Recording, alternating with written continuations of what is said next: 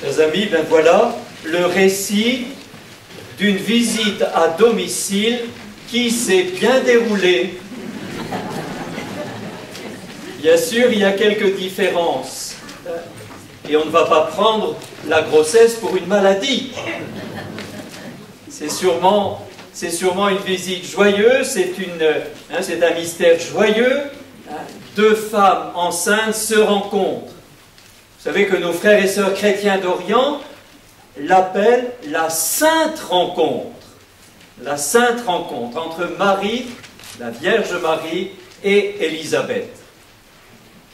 Alors, qu'est-ce que ces saintes rencontres peut nous apporter à nous qui visitons les personnes malades, des personnes âgées, des personnes avec un handicap? Quel éclairage ce récit de la visitation, de cette première visite à domicile, quel éclairage peut-il apporter pour nos missions aujourd'hui? Je retiendrai simplement 3 points de ce récit magnifique de la visitation. Le premier point, nos rencontres, c'est risqué. Le deuxième point, les rencontres, ça fait du bien. Et troisième point, nous en rendons grâce. Oui, nos rencontres, c'est risqué. C'est risqué. En ces jours-là, nous dit l'évangéliste, Marie se mit en route avec empressement vers une ville de la montagne de Judée. On connaît par cœur cet évangile. Tant de fois on l'a lu. Mais mesurons-nous assez et avons-nous pesé assez ce que veut dire l'évangéliste? Marie prend la route. Elle est pressée de partir. Pourquoi est-elle pressée de partir? Pourquoi est-elle pressée? Parce qu'elle est porteuse d'une bonne nouvelle. Elle est porteuse d'une bonne nouvelle, bien sûr. Rappelez-vous, chers amis, toutes les fois où vos petits-enfants, par exemple, ont été pressés d'aller vous dire « Mamie, j'ai le bac ». Nous sommes tout proches. Elle est porteuse d'une bonne nouvelle. Et quand on porte une bonne nouvelle, on tweet. On va rencontrer.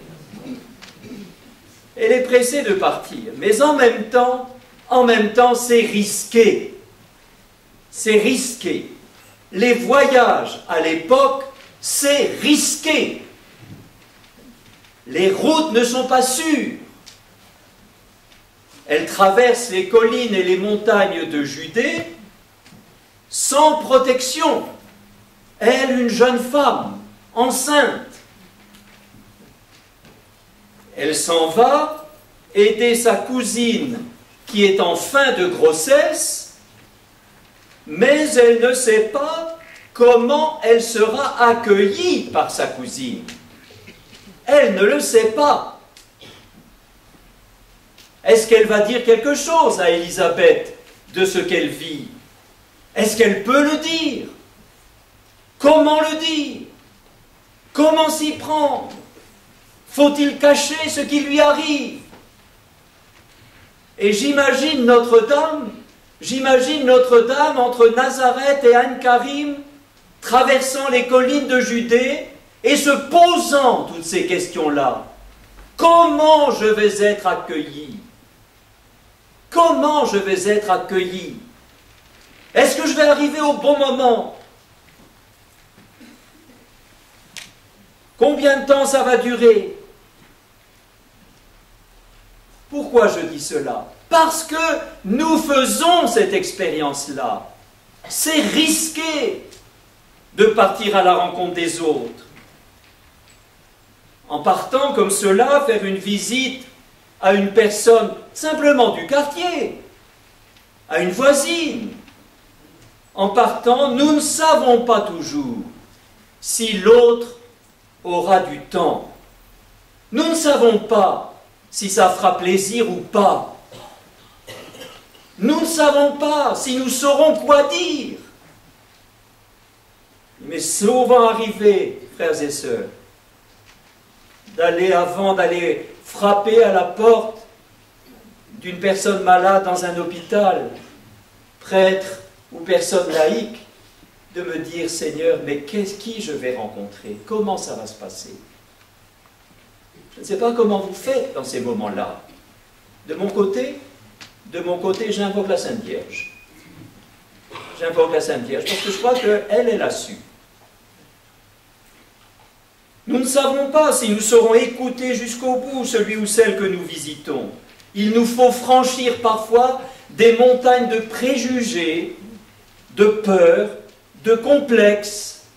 Par exemple, est-ce que j'aurais l'air ridicule, dépassé, en proposant d'un temps de prière à la fin de la rencontre?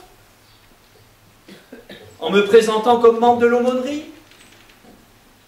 Est-ce que j'aurai les mots qu'attend celui ou celle que je visite? Ce sont nos questions. Et quand nous méditons le récit de la visitation, moi j'aime voir Notre-Dame se poser toutes ces questions-là. Se poser toutes ces questions, nos questions. Les rencontres, c'est risqué. C'est risqué. Mais que se passe-t-il? Que se passe-t-il alors? On pourrait presque dire que, d'une manière habituelle, il est bien rare que nous soyons mis à la porte. La rencontre est souvent attendue. La rencontre est souvent attendue. Dans ce monde si complexe, où se vivent tant de drames de la solitude, il y a une soif de liens authentiques. Parler de la rencontre, c'est lutter contre ce drame du monde moderne qui est l'isolement et la solitude. J'entendais, dans une paroisse de notre diocèse, j'entendais mes frères et sœurs officiants de sépulture, il y a quelques jours, me dire qu'il n'était pas rare qu'à l'enterrement de personnes âgées de leur paroisse, il n'y ait pas plus de 10 personnes à la sépulture. Ça dit le drame de l'isolement et de la solitude. Alors oui, c'est vrai, les gens attendent des visites. J'ai encore en tête la confidence d'une grand-mère du centre-ville de Nantes, me disant, vous savez, père, je suis toute seule dans mon appartement. Vous savez à quel moment je rencontre des jeunes? Le seul moment, c'est à la messe du dimanche. Si vous saviez la joie que j'ai. Si vous saviez la joie que j'ai. Voilà, voilà.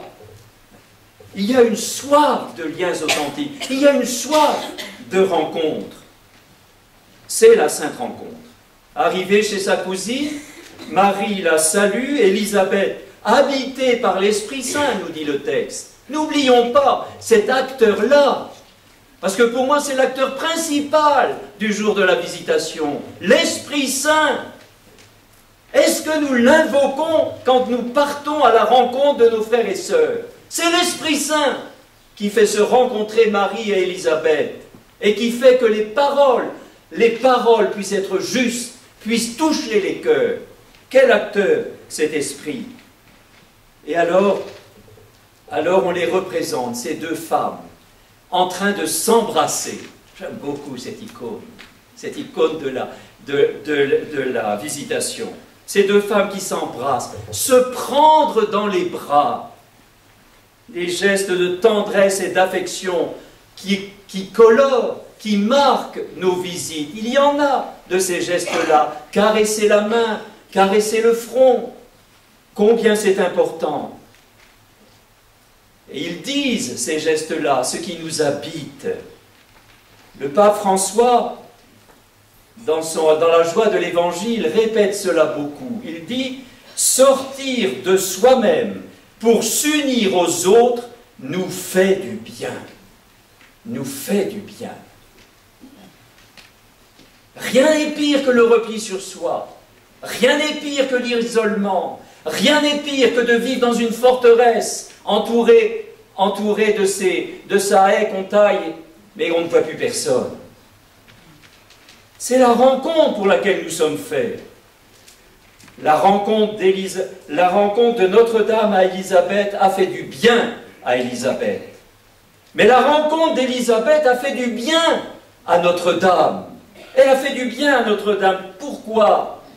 Parce qu'Élisabeth confirme Marie dans sa mission. Il la confirme.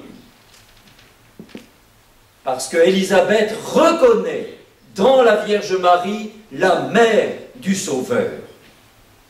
Sans doute aussi, à nous, ça nous est arrivé. Ça nous est arrivé d'être reconnus dans notre mission, lors d'une visite. Quand des personnes âgées, des personnes malades nous disent « C'est important, votre visite.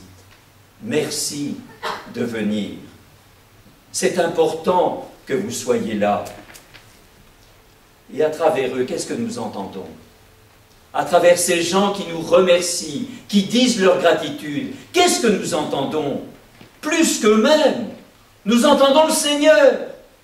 Nous entendons le Seigneur qui nous attend dans cette visite-là, qui nous confirme dans cette visite-là. Tu es bien à ta place dans cette aumônerie.